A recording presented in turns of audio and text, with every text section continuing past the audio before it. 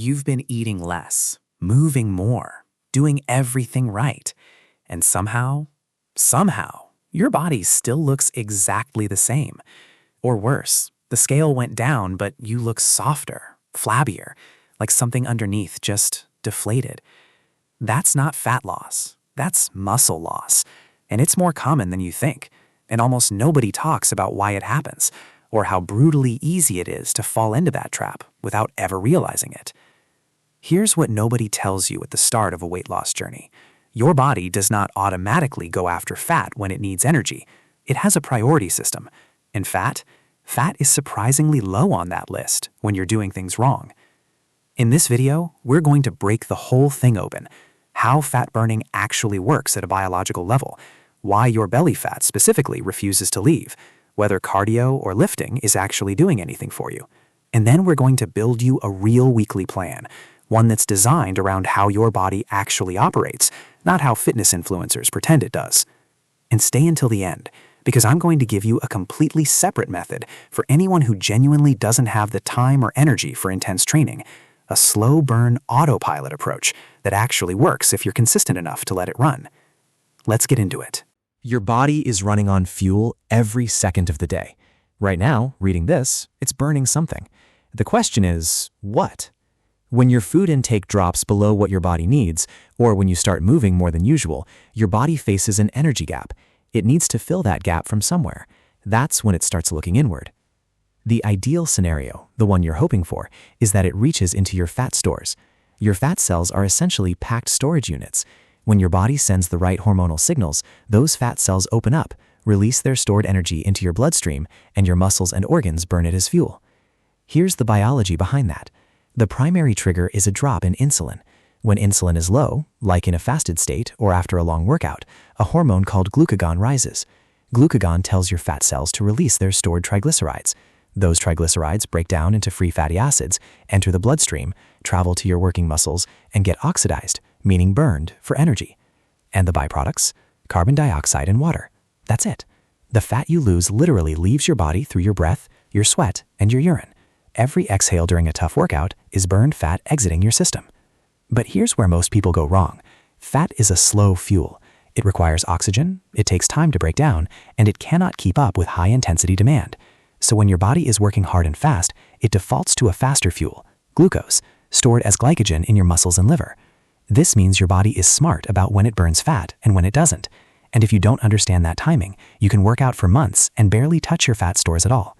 The goal is to understand when your body switches to fat as its primary fuel and deliberately engineer your training around that window. Now let's talk about something that drives almost everyone crazy. Why is it always the belly? You start losing weight, and the first place it comes off is your face, your arms, maybe your chest. But the belly? The belly just sits there, stubbornly, unbothered. This isn't a motivation problem. It's not because you're not working hard enough. It's because belly fat is biologically wired to be the last thing to go, especially for men. For most women, it's the hips and lower belly that hold on the longest. And the reason comes down to three things: blood flow, genetics, and receptor types. Your belly has significantly lower blood circulation than areas like your arms or legs.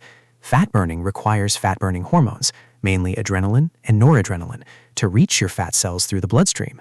Less blood flow to your belly means fewer of those hormones actually make it there. Less signal, less release. But the deeper reason is receptor biology. Inside your fat cells, there are two types of receptors: beta-2 receptors and alpha-2 receptors.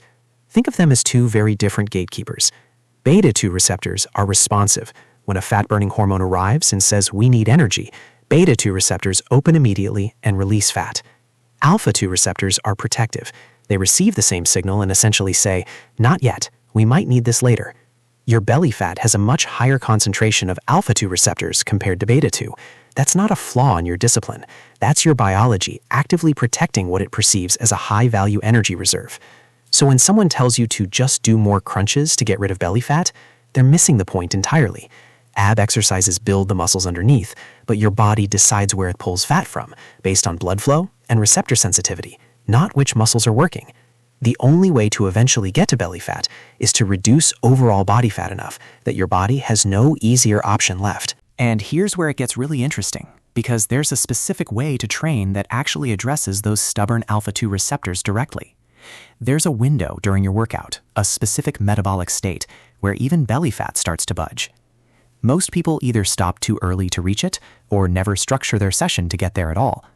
I'm going to show you exactly how to hit that window and build a full weekly plan around it. But first, let's answer the question everyone argues about. Cardio versus lifting. The debate never ends, and both sides are kind of right and kind of missing the point at the same time. Here's how to think about it properly. Cardio, particularly moderate to high-intensity cardio, primarily burns glucose during the session itself. Your body needs real-time energy fast, and fat can't deliver it fast enough, so it burns through your glycogen stores first. But after your cardio session ends, something shifts. Your blood glucose is low, your glycogen is depleted. Your body needs to restore balance, so it enters what's called excess post-exercise oxygen consumption, commonly called the afterburn effect. During this recovery period, your body aggressively burns fat to replenish what it spent and to restore normal metabolic function. The longer and more intense your cardio session, the longer this afterburn window stays open. This is why the last stretch of a long cardio session, when your glycogen is running out, is when real fat oxidation kicks in, and why most people quit just before their body would have shifted into serious fat-burning territory. Strength training works differently. It doesn't torch calories the same way during the session, but its job in fat loss is arguably more important. Every time you train with weights and challenge your muscles, you send your body a message. These muscles are necessary. Keep them. When you're in a caloric deficit without resistance training, your body has no reason to protect muscle tissue. It's metabolically expensive. Muscle burns more calories just to exist. So your body, trying to conserve energy, starts breaking muscle down for fuel. This is exactly why people lose weight and end up looking softer rather than leaner. The number on the scale dropped, but it was muscle, not fat. Combining cardio and strength training isn't just a good idea. It's the difference between losing fat and just losing weight. Should you work out on an empty stomach? In the right context, yes, it works. When you train in a fasted state, particularly in the morning after an overnight fast, insulin is at its lowest. Glycogen stores are partially depleted. Your body is already leaning toward fat as fuel before you even start moving. Low to moderate intensity cardio in this state, a 40-minute brisk walk, light cycling, a slow jog, can tap directly into fat stores with minimal interference. The important caveat, fasted high-intensity training is a different story. If you try to do intense sprint intervals or a heavy lifting session while fasted, your body can't sustain fat burning under that demand. It switches to breaking down muscle protein for quick fuel instead. You'll feel it. Your strength drops, your head gets light, your performance crashes. The smarter move is to keep fasted sessions low to moderate and save your intense work for sessions when you've eaten something light and fast digesting. Now, here's something most fitness content completely ignores: breathing. Fat burning is a process of oxidation. Your body literally needs oxygen to break down fat molecules. If your breathing is shallow, restricted, or inefficient, you are directly limiting your fat-burning capacity. During cardio, breathe in through your nose, not your mouth. Breathe from your diaphragm. Your belly should expand, not your chest. Keep your exhale slow and deliberate, and make it slightly longer and more forceful than your inhale. Your body needs to clear carbon dioxide before it can bring in fresh oxygen. Better breath mechanics means better fat oxidation. It's that direct. And one more critical mistake to address: crash dieting. Slashing your calories to extreme levels doesn't accelerate fat loss. It triggers a stress response. Cortisol spikes. Your metabolism slows down. And because you're not lifting, your body identifies muscle as an unnecessary expense and starts burning it preferentially over fat. Fat, by contrast, is seen as a survival reserve. This is the cruel irony of crash dieting. The harder you starve yourself without the right structure, the harder your body fights to keep the fat. All right, here's how to put all of this into a real week. Monday, high-intensity cardio. Start with 10 minutes of easy, steady movement to warm up. Then move into 6 to 8 rounds of hard effort intervals, 1 minute of maximum effort, followed by 90 seconds of slow recovery. This could be sprints, fast cycling, rowing, or aggressive hill walks. This session drains glycogen fast and sets up a large afterburn window. Tuesday, full body strength training plus post-walk. 45 to 60 minutes of compound lifting, squats, deadlifts, rows, presses, heavy enough that your muscles are genuinely challenged. After the session, go directly into a slow 20-minute walk. Your glycogen is already depleted from lifting.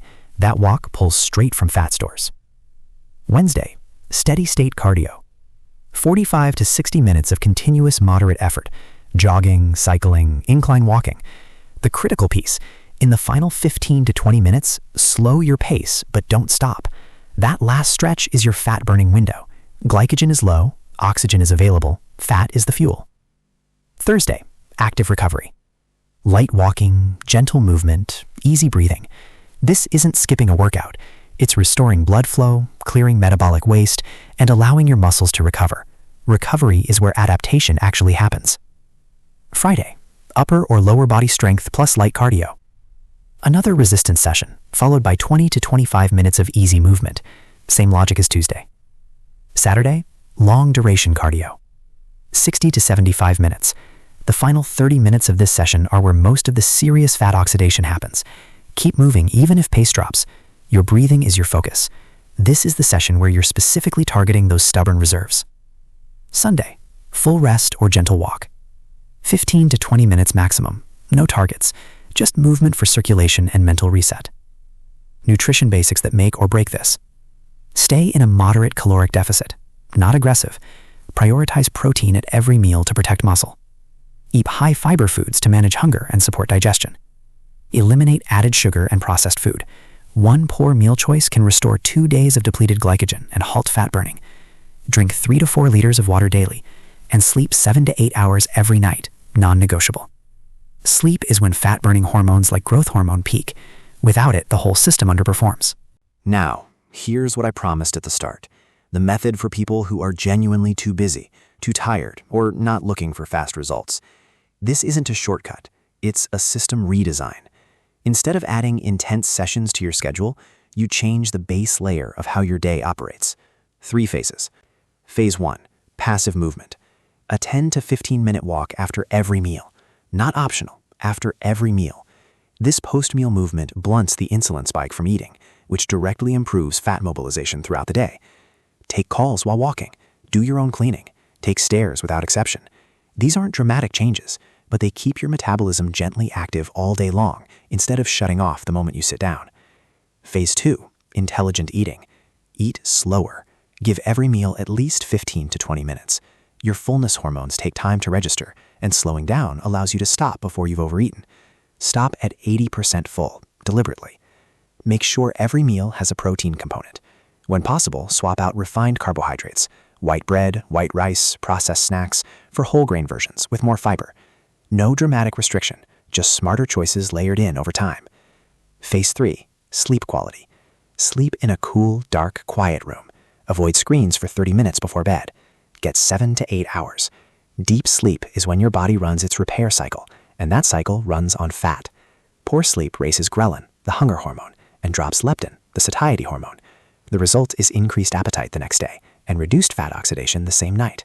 Fixing sleep fixes more than you expect. This autopilot method is slow, but it's cumulative, it's sustainable, and most importantly, it rewires what feels normal to your body. Once these habits are just how you live, fat loss stops being something you fight for and becomes something that happens in the background. Here's the core truth behind everything in this video. Your body is not against you. It's doing exactly what it was designed to do. Protect its energy reserves, conserve muscle under stress, and adapt to whatever you consistently ask of it. The problem is that most fat loss advice asks your body to do things that fight its biology instead of working with it. Now you know the difference. If this broke something open for you, share it with someone who's been stuck in this cycle. Drop a comment with which part surprised you most. And if you want the next layer, the deep dive into exactly what to eat and when to eat it to maximize everything we just built, that video is already up. Go watch it. BioShifted. Know your biology. Change your life.